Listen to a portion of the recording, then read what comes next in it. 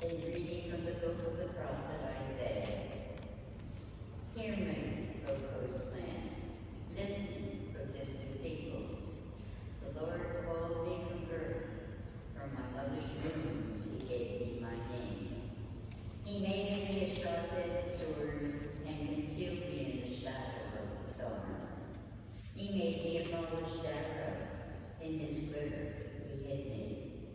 You are my servant, he said to me, Israel, through whom I shall not glory.